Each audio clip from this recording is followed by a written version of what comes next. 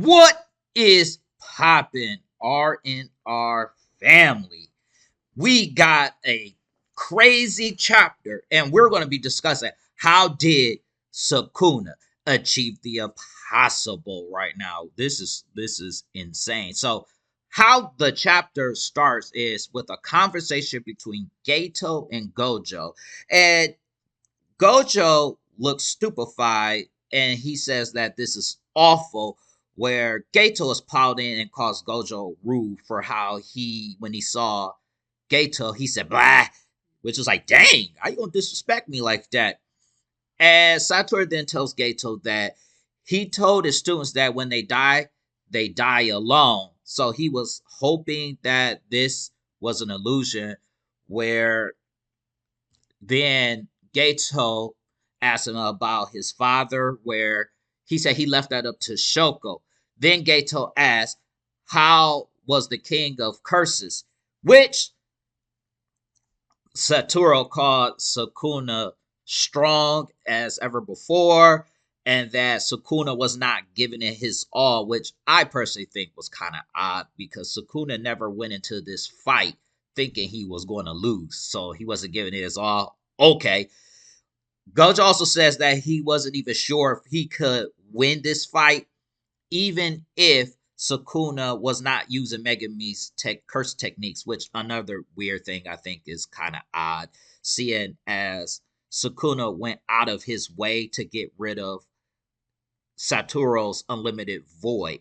It's so out of character that even Gato is surprised that Sukuna made Gojo admit that. Like, come on, man. This is even Ghettos was like, yeah, this is out of character for you, bro.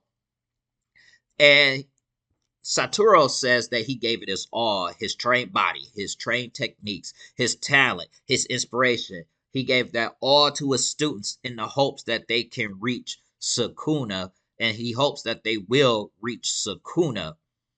And he says that he had fun with it and that he feels sorry for Sukuna because Sukuna didn't go all out. And that's why I'm saying this stuff is weird.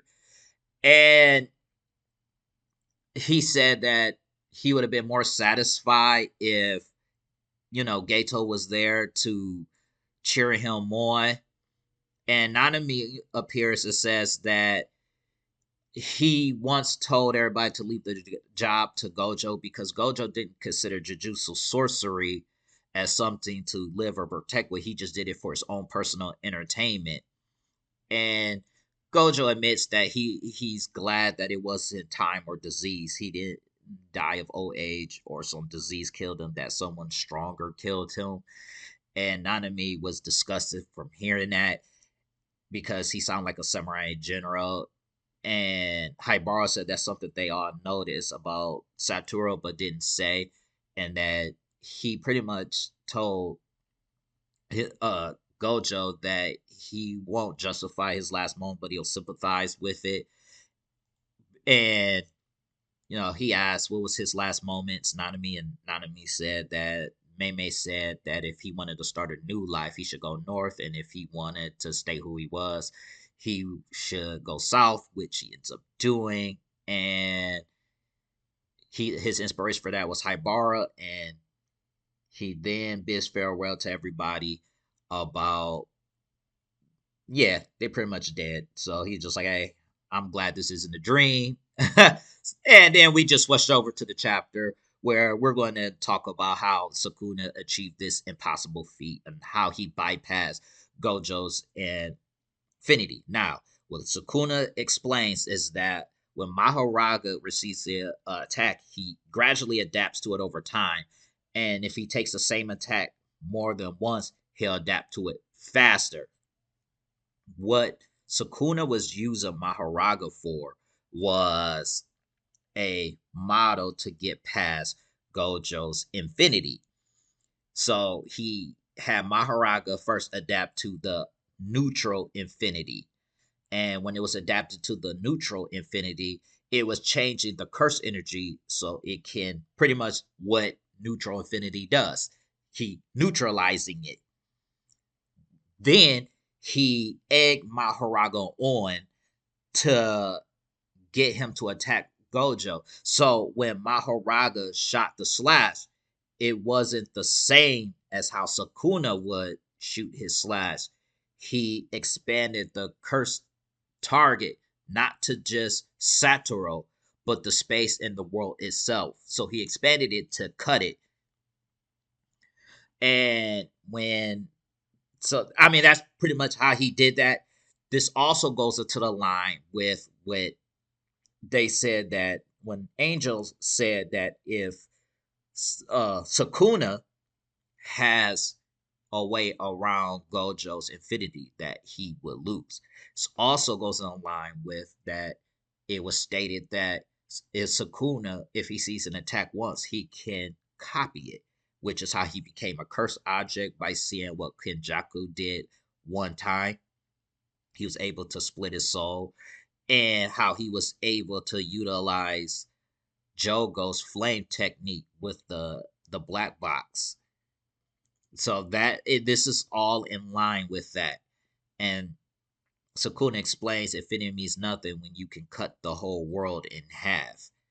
Also, this is also shown when he fought Yoroza and he saw what her curse technique was and what she was able to do. He utilized that and could see through it when he put the adaptation on himself.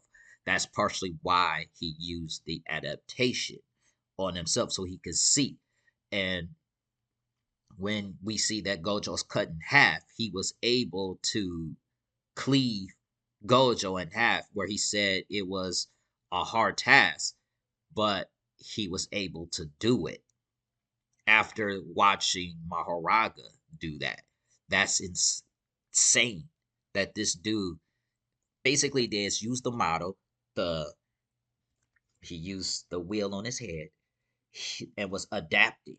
So when Gojo was fighting in chapter 233, when he was only using blue and neutral limitless, he was seeing that stuff. He could see, okay, this is how infinity works. This is how it operates. And like I said, he egged him on, got his arm cut out. Then he saw how Mahoraga cut space itself. And he was able to duplicate it after Gojo released his hollow purple. So he was biding his time for the right moment and he ended up releasing it.